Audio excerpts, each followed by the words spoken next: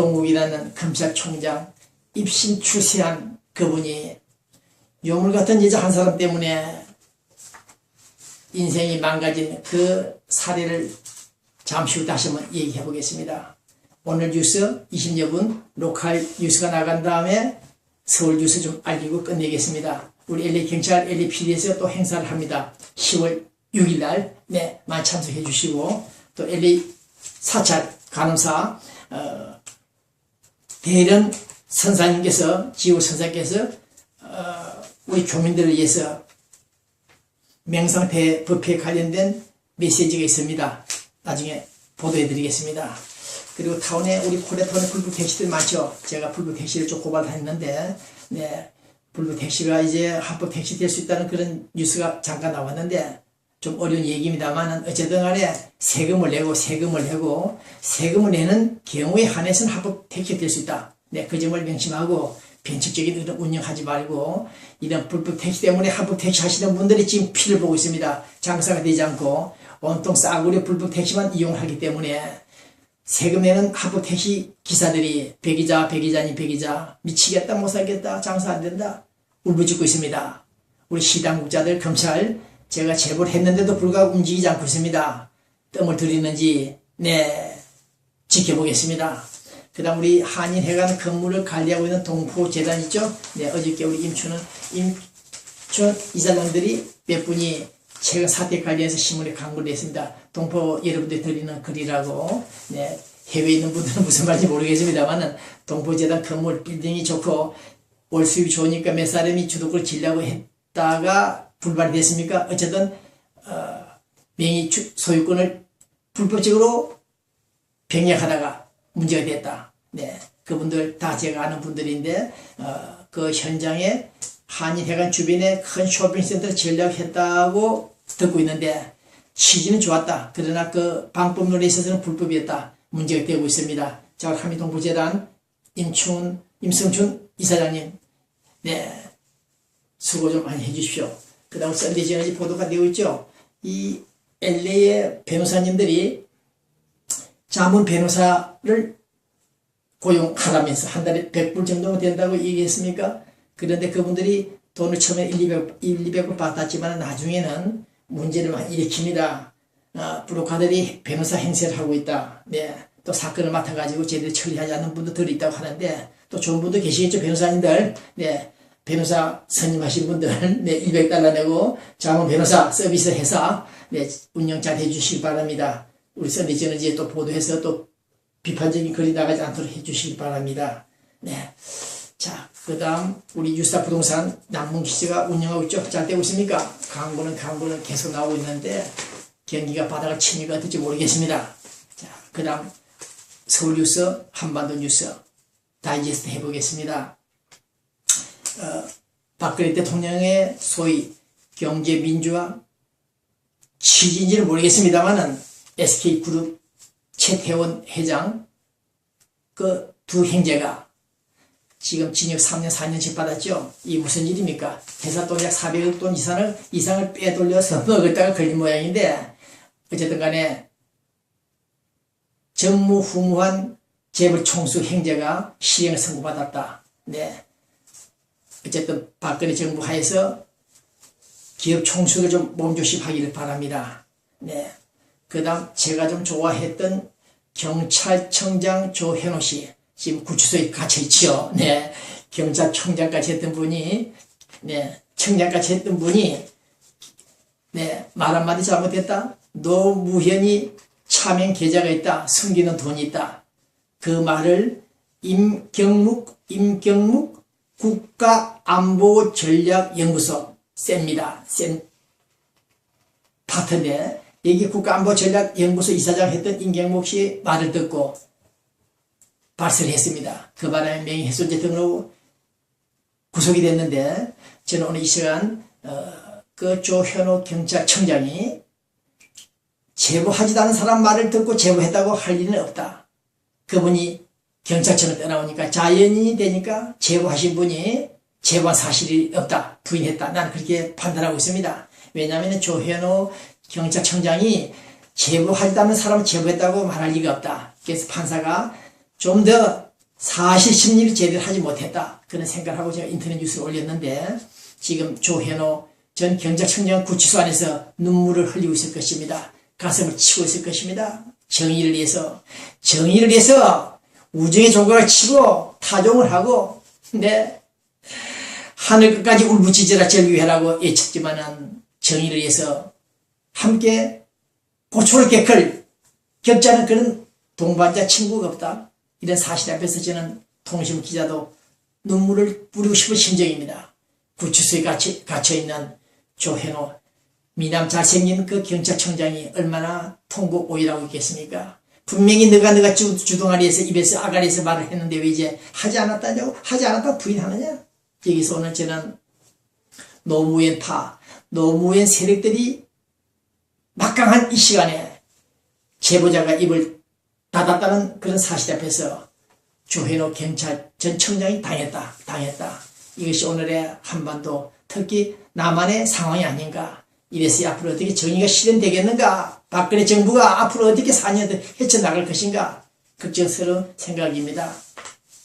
그 다음 몇몇 판사들 나이 40대 되는 젊은 판사들 50대 되는 분도 계시겠습니다만은 판결하는 사실들을 몇 건 짚어보면 상당히 어처구니 없다. 오늘 또 어떤 사건이 발생했느냐.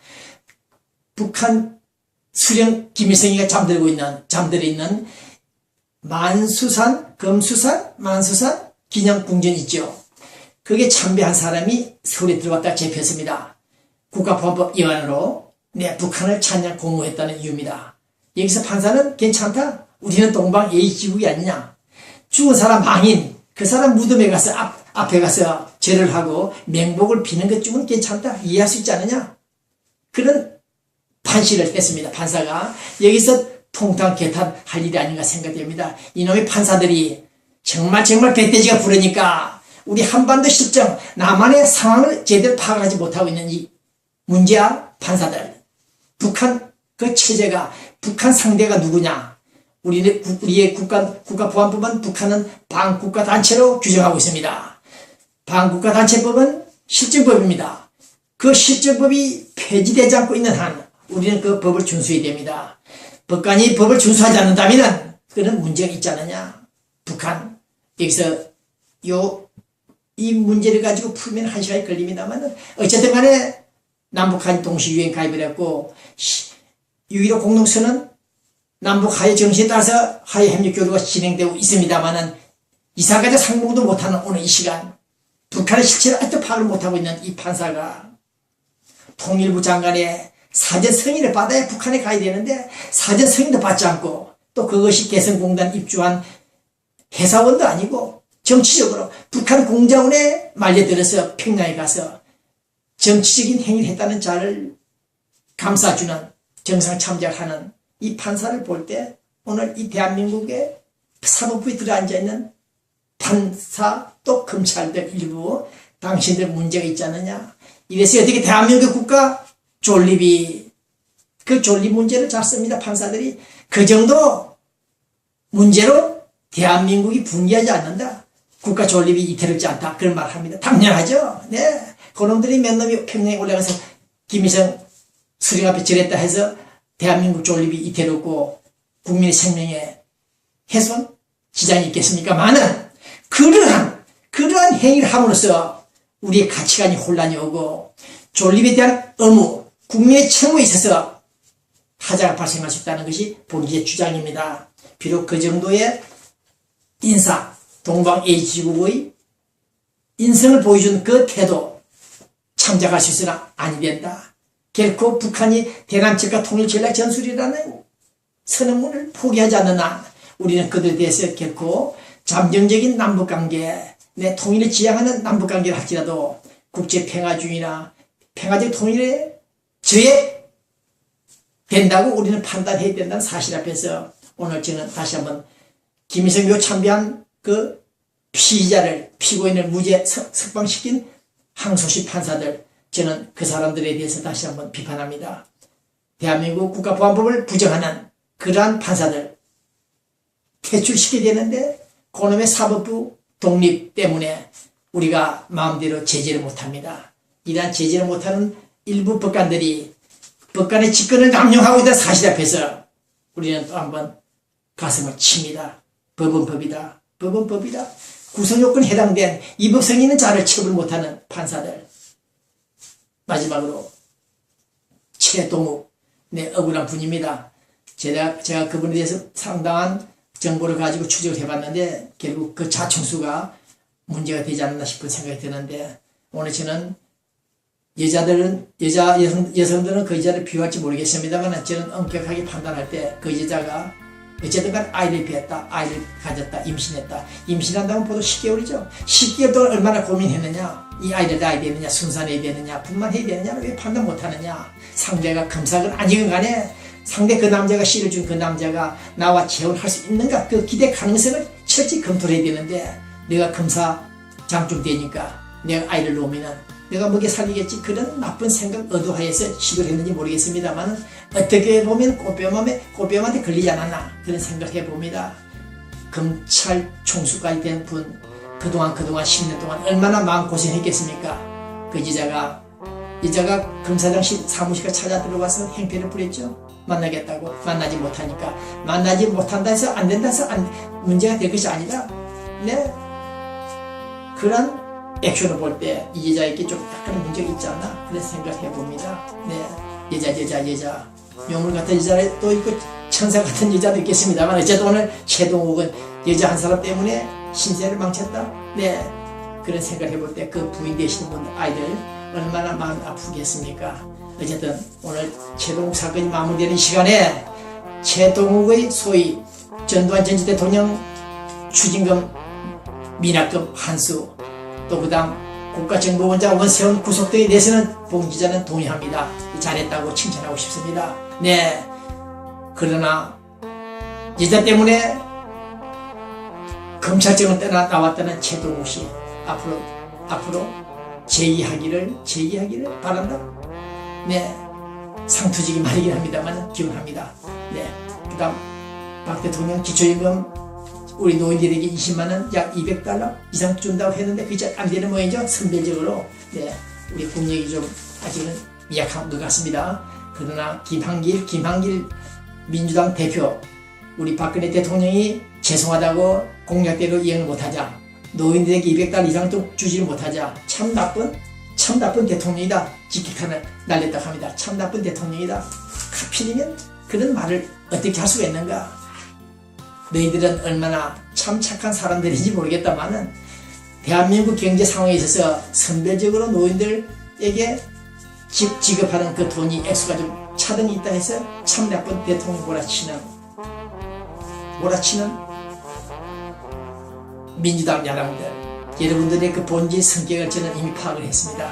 네, 다음 주 다시 뵙기를 하고, 우리 최인호 씨 소설가 돌아가셨죠. 세상, 네, 온갖 문화 훈장이 수여됐습니다. 최인호 씨, 그분도 떠나가고 이제 한 시대를 살아온 우리들이 세상을 떠나는 것 같습니다. 서서히 헤지펀드 업계 대부 조지 소로스, 헤지펀드 업계의 대부 재벌이죠. 네, 나이가 83입니다. 그런데 40세가 낮은 젊은 여자를 또 껴안고 세 번째 결혼했다는 이 뉴스가 나와 있습니다. 그것도 자유입니다. 네, 우리 남자는 여자는 다 젊은 사람 데리고 살고 싶죠. 그러나 몸 조심하십시오. 젊은 여자 데리고 사는 사람들, 남자들, 노인들, 네, 수명이 단축됩니다. 증명합니다. 네, 명대로 살지 못하니까 우리 노인들도 너무 색을 밝힌다거나 젊은 여자들 찾는 그런 경향을 좀 자제하는 것이 좋을 것 같습니다. 네, 자, 안녕히 계십시오. 이기는 미국 로스앤젤레스, 안녕히 계십시오. 다음 주 다시 뵙겠습니다. 네.